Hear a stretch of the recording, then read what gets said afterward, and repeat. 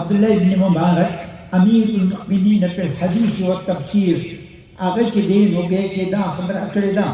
چې دا تل پیدا ده که دا به الله پیدا کوي هغوی خبره کړې ده چې داود علیه السلام د الله په جناب کې سوال وکړو چې یا الله هغه تله چې ته به پې ټول د اعمالو کوې هغه ما ته وښیه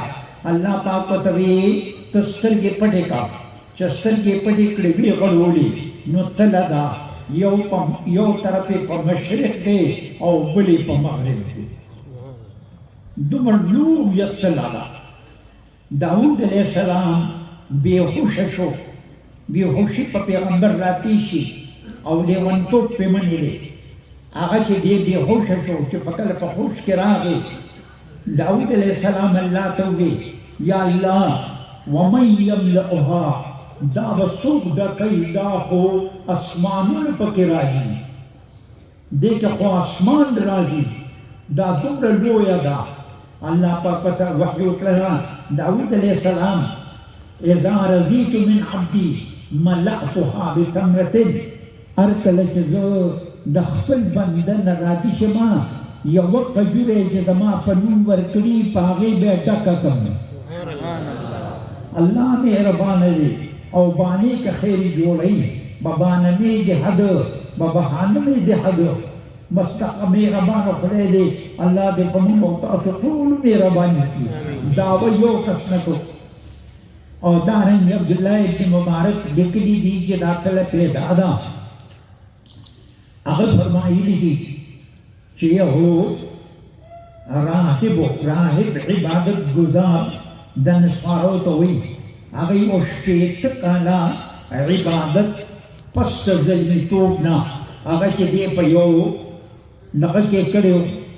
یو عبادت خانه کې یو وارې د دې شپېته کاله د ورځې روژه د شپې په عبادت ولاړ هغه چې دی راکو شو یو ورځ باران شوی د شپې ښکلي چې کوم دی زبردست موسم و اوبه پړقېدلې ځای په ځای ولاړې وي دی چې راته ځان سره یو ککوړې د ډوډۍ په یو ټېلۍ کې راوانېسته چې که ښایي دا نن روژه ماتول او بس دا اوبه به دا ډوډۍ به وخورم اوبه ورپسې وڅښم دی چې هغه ځای ته راغی هلته یو زنانه میړه شوه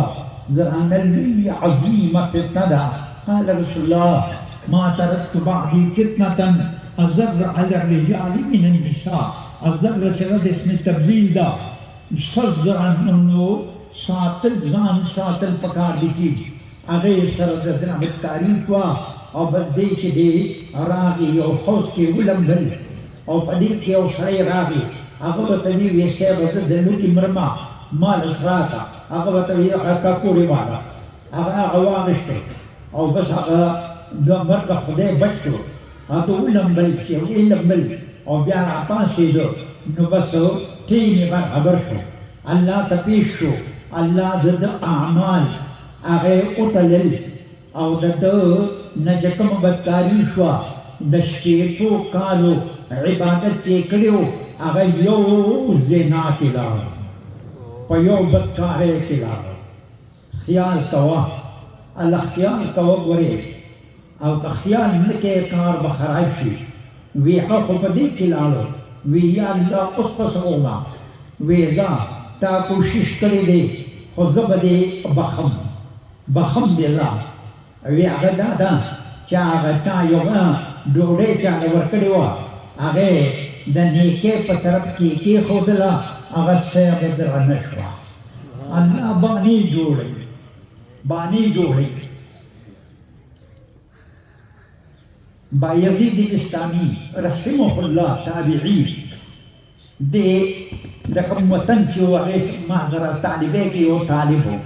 د ده ژبه خپله فارسي وه هغه چې دی چې کله وفات شو نو چا په خوب کې ولیده وی خدای تا سره څه معامله وکړه زر وایم الله تا سره څه معامله وکړه وی زه الله ته پیش شوم وی ما ته وی ای شیخ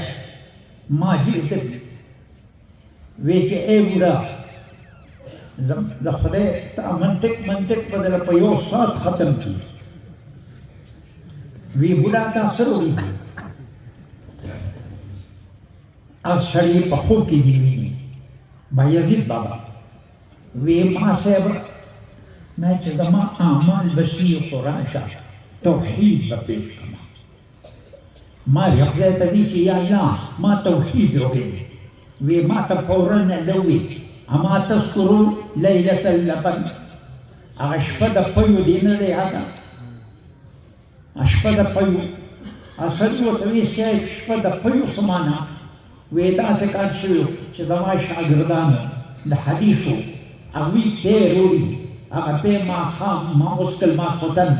بیا ناوخته پاڅېدم هغوی وی چې صاحب ولې ناوخته پاڅېدې تا خو ډېر ډېر خوب وکړو وی چې صاحب هغه پیو زما په دغه کې په خېټه کې درد راوستی و وی دا څنګه توحید دی چې تا نسبت د درد پیو ته کړي دی ما ته دې ولې نه کوو توحید خو دې لاړو په یو خبرې ولې توحید ختم کړ وی صاحب اوس به څه کوو وی داسې کار دی چې بس ته که ښایي په یو خبره ما بخلي یاد کړه یو خبره ما بخلي ده ته نه یادېدل الله ورته وی ته د جومات نه کور ته تلې یو پیشو وه هغې کې دې د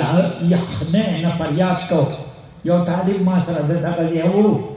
زمونږ یو طالب تور کې غسل وکړو وی سخته یخني ده وی داسې یخني ده وی زمونږ په ځای کې دا ده چې حوض ته به راشي ځان سره به تبر راوړي دلته به وټکې دلته به وټکې هغه چې دی غوره به ور راغی هغې ته به ورننوځي دا د پښتانه په څېر غسل دی سم غسل دی دې ته غسل وایي سخته یخني وه وی هغې فریاد کو تا په لاس کې ونیوله هغه دې ترخ کې ونیوله ځان سره دې ببړستن کې سملوله هغې ما ته سوال کړی دی چې یا الله